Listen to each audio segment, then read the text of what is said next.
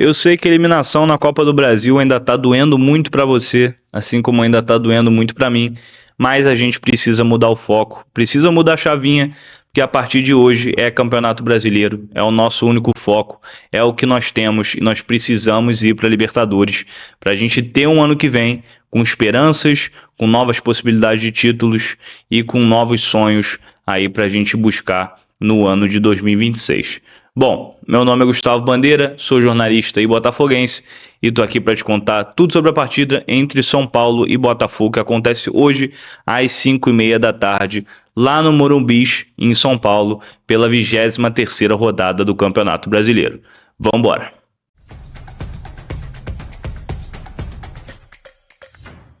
Bom, como eu falei agora no início do vídeo, o Campeonato Brasileiro é a nossa única competição, é o que sobrou e o Botafogo precisa entrar de cara nela, precisa realmente tentar agora buscar essa vaga na Libertadores, que a gente tem a obrigação de buscar até pelo investimento, pelo time que a gente sabe a qualidade do nosso elenco, que não vem demonstrando muito nos últimos jogos, é verdade, mas a gente tem uma possibilidade muito grande aí de se classificar para a Libertadores, dessa vez pela terceira vez seguida, seria algo inédito aí na nossa história, para ano que vem a gente começar a planejar com mais calma, com mais seriedade e com menos, assim, como posso dizer, como o John Textor agiu muito aí ao longo da temporada, com menos soberba, talvez acho que essa seja a palavra ideal, porque foi um ano de 2025 de muita soberba parte do Botafogo, da sua diretoria, principalmente do Textor. Quem não vai lembrar aí de quando ele foi apresentar o Renato Paiva, ele botou os 2 títulos em cima ali da mesa e falou para os adversários para eles irem buscar o Botafogo.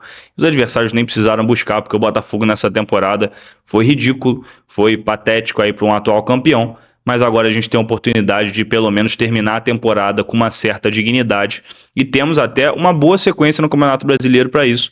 Vou falar muito sobre isso já já.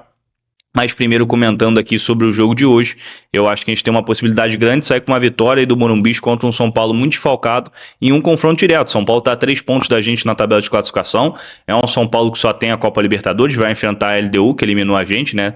Seríamos nós aí nas quartas mais uma vez, assim como foi Botafogo e São Paulo no ano passado, em que nós tiramos eles, mas o São Paulo com 2 competições, se ele for eliminado da Libertadores nas quartas ou nas semis, volta o foco para o Campeonato Brasileiro. São Paulo que tem um grande elenco, apesar de estar muito desfalcado agora, e aí pode se tornar um problema para a gente na tabela de competição. Então, quantos pontos mais a gente abrir do São Paulo nesse momento, uma gordura maior, vai ser melhor para a gente, para lá no final a gente poder ter uma certa vantagem, uma certa tranquilidade para terminar com essa vaga na Libertadores e poder, como eu falei, planejar um ano de 2026 muito mais tranquilo, com muito mais seriedade do que foi esse ano de 2025. Antes de eu começar a falar sobre as informações da partida, arbitragem, enfim, desfalques, pendurados, escalações, eu queria só mostrar um negocinho na tabela do Campeonato Brasileiro, porque a rodada acabou de começar, né? A gente ainda está aqui, ainda estou no sábado, aqui de sábado para domingo, madrugada aqui de sábado para domingo, só tiveram 4 jogos até agora, 2 que nos interessaram. O Mirassol venceu o Grêmio, passou a gente, está a 3 pontos da gente, a gente enfrenta o Mirassol no jogo atrasado na quarta-feira. Foi um resultado ruim pra gente, mas um resultado bom foi a vitória do Corinthians do Maracanã sobre o Fluminense. O Fluminense estava com o time reserva. O Fluminense continua aí a 7 pontos da gente, o Corinthians ficou a 6, mas o Corinthians tem 3 jogos a mais que a gente. Então a gente vencendo hoje, a gente pode abrir aí 9 pontos para o Corinthians e com 2 jogos a mais, o Corinthians ficaria com a gente, em relação a gente com 23, a gente com 21, e a gente ainda tem esses jogos atrasados aí para fazer contra o Mirassol e contra o Grêmio, os 2 que se enfrentaram inclusive hoje, como eu falei. Mas a sequência do Botafogo que eu falei que pode ser muito boa, além de abrir vantagem para o São Paulo, que a gente pode ir a 6 pontos, o Bragantino deve ganhar essa rodada, então a diferença não deve aumentar, o Corinthians, como eu falei, que os jogos atrasados pode aumentar ainda mais, o Fluminense, como perdeu, a gente pode aumentar, o Inter perdeu, a gente pode aumentar, o Ceará enfrenta o Vasco em São Januário, a gente pode aumentar também, apesar de não ser um adversário direto aí pra gente. Mas a gente tem o São Paulo todo desfalcado no Morumbi e com foco na Libertadores, que o São Paulo enfrenta a LDU na altitude na quinta-feira. Depois a gente enfrenta na quarta-feira o Mirassol, não vai aparecer aqui porque é a rodada atrasada, tá aí, ó, 11ª rodada, a gente vai enfrentar 12ª, se eu não me engano. 12ª rodada, a gente enfrenta o Mirassol para esse jogo atrasado na quarta-feira, 7h30. É um jogo difícil, na nossa casa. mas, como eu falei, a gente tem um mando de campo aí que pode nos ajudar contra o adversário que vem muito bem. Então, o Botafogo, querendo ou não, é favorito para essa partida. Então, se a gente vence o São Paulo, vence o Mirassol, são 2 jogos completamente plausíveis aí de se vencer, ainda mais o São Paulo todo desfalcado com foco na Libertadores, como eu citei. Depois a gente tem o Atlético Mineiro em crise e entre os mata-matas da Sul-Americana. O Atlético Mineiro vai jogar na altitude. Vou até abrir aqui para vocês, ó, a tabela da Copa Sul-Americana. O Atlético Mineiro vai jogar na altitude no dia 17, quarta-feira, 7 horas, e depois enfrenta o Botafogo sábado, 6h30. Aí ele volta para jogar contra o Bolívar na quarta, 7 horas. Então o Atlético Mineiro vai estar muito mais focado na Sula, que é uma competição, a única competição que resta para eles poderem ganhar alguma coisa esse ano. Então provavelmente o Atlético Mineiro reserva e em crise, e depois a gente enfrenta o Fluminense depois do mata-mata do Sul-Americana, e um Fluminense que perdeu para o Corinthians agora com o time reserva e tem um jogo muito difícil contra o Vitória no Barradão. Então pode vir aí de outra derrota ou de, enfim, um empate, outro jogo sem vencer no Campeonato Brasileiro, chega um pouquinho mais pressionado dentro do Campeonato Brasileiro ou pressionado no contexto geral se for eliminado pelo Lanús na Sul-Americana. Então o Botafogo tem uma sequência aí muito interessante. O Botafogo, ainda tem o Grêmio, ainda esqueci disso, ainda tem o Grêmio, que é o jogo da 10ª... Cortei o vídeo porque não estava achando a rodada do jogo contra o Grêmio, é na 16ª rodada. Então tem o Grêmio aí fora de casa, um Grêmio que vem de derrota para o Mirassol em casa, como eu falei, tá muito mal no campeonato, tá próximo aí da zona de rebaixamento, apenas 3 pontos separam vitória do Grêmio, e o Grêmio que enfrenta o Internacional no Beira-Rio, um Grenal que pode definir aí a saída do Mano Menezes, caso o Grêmio não vença, ou enfim, se perder, acho que muito provavelmente vai ser demitido aí o Mano. Então pode ser um Grêmio sem técnico nessa quarta-feira, antes do jogo contra o Fluminense, quarta-feira, 7h30, dia 24 de setembro. Então o Botafogo tem uma sequência realmente muito interessante, uma sequência que o Botafogo pode buscar pontos preciosíssimos, né, para abrir uma vantagem aí no G4, e fazer uma gordura em relação a esses adversários que eu venho falando, que vem tropeçando, como o Fluminense, como o Internacional, enfim, ainda mais com os jogos atrasados que o Botafogo tem de diferença aí para Corinthians, para Bragantino, para São Paulo, para Internacional. Então o Botafogo pode abrir uma gordura muito boa no campeonato, já pensando em G4 até, em relação a Bahia e Mirassol, caso o Botafogo vença, o próprio Mirassol, enfim, o Bahia tropece nas próximas rodadas, e até mesmo no G6, já se consolidar de vez e ficar muito difícil tirar o Botafogo do G6 contra esses adversários abaixo dele que eu acabei de citar.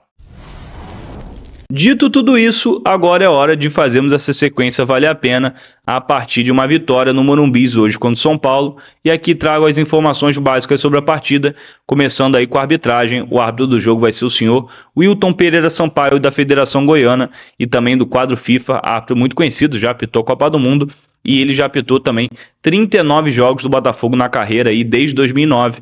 O último deles foi na vitória sobre o Palmeiras lá no Allianz Parque, por 3-1 pela 36ª rodada do Campeonato Brasileiro do ano passado, jogo que praticamente aí nos deu o título do campeonato, e ele também foi importante nesse jogo por ter marcado corretamente a expulsão do Marcos Rocha. Bom, no Campeonato Brasileiro, em 228 partidas disputadas, apitadas, ele aplicou 52 cartões vermelhos, marcou 61 pênaltis e tem média aí de 5,2 cartões amarelos por jogo. Já o VAR vai ser o senhor Marco Aurélio Augusto Fazecas Ferreira, da Federação Mineira. Agora vamos aqui para os desfalques e para os pendurados da partida, começando com o Botafogo. Primeiro desfalque é o zagueiro Bastos, como eu sempre falo aqui, só deve voltar no mês de outubro. Segundo desfalque também só deve voltar no mês de outubro é o meio-atacante Jordan Barreira, que está com a seleção colombiana sub-20 para a disputa da Copa do Mundo da categoria. O terceiro é o atacante Arthur, que teve uma lesão muscular no jogo contra o Vasco. O quarto é o atacante Nathan Fernandes, que teve uma fratura no antebraço no treinamento da Seleção Brasileira Sub-20, também só deve voltar no mês de outubro ou até em novembro. E o quinto é o centroavante Arthur Cabral, que teve um edema ósseo, ainda não se sabe quanto tempo ele vai ficar fora. Bom, desfalques do São Paulo são muitos. Você achou que o Botafogo tem muitos desfalques com 5, São Paulo tem 9. Os 9 desfalques são Luiz Gustavo, Bobadilha, Oscar, Lucas Moura, Luciano, André Silva, Rian Francisco e Caleri. Então, assim, o São Paulo tem uma lista muito grande de desfalques, muitos jogadores importantes, como Luiz Gustavo, como Oscar, Lucas Moura, Ferreirinho, Luciano, muito jogador, Caleri, enfim, até o Bobadilha, que foi titular em muitos momentos. A maioria aí é titular absoluto desse time de São Paulo. Então o São Paulo realmente vem muito desfalcado, com o time praticamente reserva aí para enfrentar o Botafogo e também com foco total aí na LDU na quinta-feira. Inclusive Ferreirinha sentiu dores e foi até poupado esse jogo do Botafogo para enfrentar a LDU no meio de semana.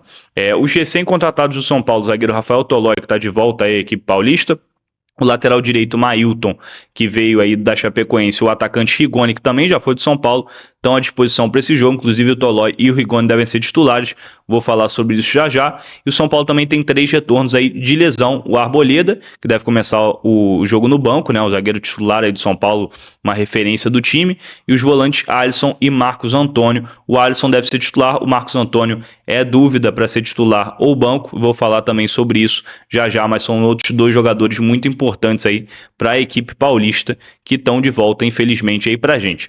De pendurados do Botafogo, Matheus Ponte, Marçal, Cuiabano, Newton e Montoro, se receberem cartão amarelo, não enfrentam o Mirassol na quarta-feira, mesmo esse sendo um jogo atrasado. Agora vamos aqui para o campinho para eu te mostrar as prováveis escalações e como devem jogar as duas equipes. Começando aí com o Botafogo, goleiro vai ser o Neto mesmo apesar da falha contra o Vasco. Na lateral direito, o Vitinho, nosso titular. Caio Pantaleão e Barbosa na dupla de zaga, também nossa dupla de zaga titular. Na lateral esquerda existe uma dúvida entre Alex Telles ou Cuiabano. Cuiabano aí que está voltando de lesão e também voltando aí, já que ele foi emprestado para o Botafogo até o final do ano lá do Nottingham Forest. Acho que seria uma boa o Cuiabano nesse jogo. Daria mais intensidade na lateral esquerda. O Alex já tem uma sequência de jogos muito grande, mesmo com a pausa da data FIFA. Acho que vale a pena testar o Cuiabano como titular de novo. Cuiabano que inclusive fez gol contra o São Paulo naquele 2-2 no Morumbi pelo Campeonato Brasileiro no ano passado. Na primeira volância, Danilo ou Newton. Eu iria de Newton, mas iria de Newton e Danilo, tá? Eu gostaria de ver os dois atuando juntos novamente, que deram muito certo aí contra o Bragantino, mas eu acredito que ele vai começar o jogo com o Danilo que sentiu dores aí musculares durante a semana, por isso não entrou no jogo contra o Vasco. Então acredito que o Danilo que vai ser titular e o Newton começa no banco, o Danilo formando aí a dupla de volante com o Marlon Freitas na lateral esquerda. Eu acredito que ele vai começar o jogo com o Alex Telles mesmo, e o Cuiabano deve entrar aí no segundo tempo. O Savarino de camisa 10, nosso meio armador, né? Na ponta direita, o Santi Rodrigues, na ponta esquerda, o Montoro, e de centroavante, a nossa referência lá na frente, o Cris Ramos, já que o Arthur Cabral tá machucado. Já o time do São Paulo, Rafael no gol, titular lá deles, o Rafael Tolói estreando aqui de zagueiro pela direita. O Crespo gosta muito dessa formação de 3 zagueiros, né? Então o Tolói, o Alan Franco também é titular, o Sabino que de vez em quando é titular, ou o Ferrarese, tá? O Ferrarese que é o titular pelo lado esquerdo, o Sabino vinha sendo titular já que o Ferrarese estava machucado. Acredito que ele vai de Sabino mesmo até para poupar o Ferrarese para o jogo lá na altitude contra a LDU. Aqui de ala pelo lado direito o Cédric Soares, de volante aqui de segundo volante, né? O Pablo Maia ou o Marcos Antônio. Acredito que ele vai de Pablo Maia, porque o Pablo Maia é reserva dessa equipe, e também o Marcos Antônio deve ser poupado do jogo contra a LDU, já que é titular desse time do São Paulo. O Alisson voltando de lesão aí, de primeiro volante. O Patrick Lanza, garoto aí da base, bom jogador inclusive de ala pela esquerda. O Rodriguinho, outro garoto da base, muito bom jogador, meio armador aí. E na frente o Rigoni voltando a atuar pelo São Paulo, reestreando, e o centroavante Dineno, ex-Cruzeiro. Agora, como as duas equipes devem jogar, sinceramente, eu não sei muito como deve ser esse jogo, tá? Eu acredito que o Botafogo deve ter aquela postura de marcar em bloco médio ali, não subir tantas linhas quando joga fora de casa, não apertar tanta saída de bola, mas subir as linhas o suficiente para pelo menos incomodar a saída de bola adversária.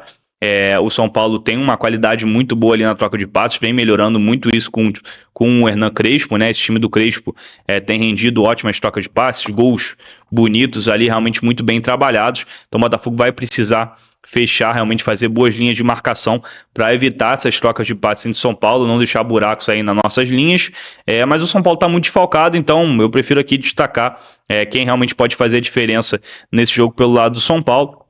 Eu acho que o trio de zaga é um trio de zaga forte, mas eu exploraria mais o lado direito do Botafogo aqui, atacando as costas do Patrick, que é um garoto e gosta muito de subir. um lateral mais ofensivo, e o Sabino, que é um zagueiro um pouquinho mais lento aqui e menos confiável do que o Alan Franco e o Rafael Tolói. Talvez até eu explorar um pouco as costas do Tolói, né, voltando aí, primeiro jogo como titular do São Paulo, primeiro jogo restreando aí pelo São Paulo, talvez possa ser uma boa também. Acho que, enfim, o Botafogo pode se dar bem ali com o Cris Ramos caindo por ali, mas eu acho que o segredo realmente é o lado esquerdo do São Paulo, nosso lado direito. Acho que o David deve focar aí nesse lado para a gente atacar e buscar os espaços. O Alisson é um ótimo jogador, um baita primeiro volante, uma pena que está de volta, porque vai ajudar com certeza o time deles. O Rodriguinho tem um chute fora da área muito bom, é um jogador de uma qualidade técnica assim acima para a idade dele. O Botafogo tem que fechar os espaços dele, não pode deixar o Rodriguinho jogar, porque ele que vai fazer o andamento ali, o time do São Paulo, ele que vai fazer o time do São Paulo andar. Então o Botafogo vai precisar fechar o Rodriguinho, realmente não deixar ele circular essa bola, e na frente tem que tomar cuidado com a velocidade do Rigoni, que já está envelhecendo, já não é aquele jogador que teve uma passagem de alguns jogos marcantes no São Paulo, né, quando atuou pela equipe paulista pela primeira vez, e também com o Dineno, mas o Dineno é muito limitado fora da área. Eu diria que é um Verratti piorado, tá? O Verratti dentro da área é muito bom, de cabeça eu vejo como o melhor centroavante do mundo de cabeça, mas o Dineno só tem mesmo a bola aérea, e a bola aérea dele não é tão boa como a do Verratti, mas é muito forte também. O Dineno é um ótimo cabeceador, então tem que tomar cuidado com o Verratti, com o Dineno nas bolas aéreas. É isso, galera. Se você gostou, deixa o like, se inscreve no canal, que isso fortalece mais o nosso trabalho. A gente agradece bastante.